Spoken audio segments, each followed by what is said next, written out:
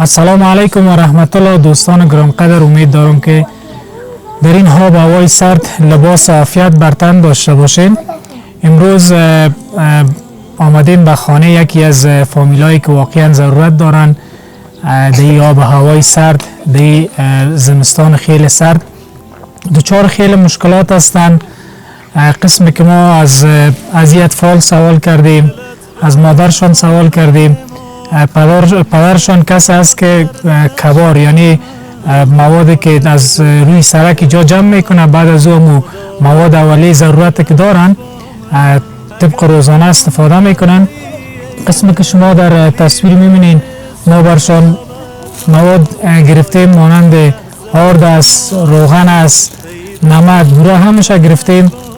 دیگه خداوند به دربارش قبول بکنه و سپاس از کسایی که کمک کردن و ما توانستیم از طریق بنیاد خیری باران رحمت یک پل ارتباطی شویم تا به همچو از اطفال که خیلی ضرورت دارن، به همچو فامیل هایی که واقعا نیازمند هستن کمک کنیم.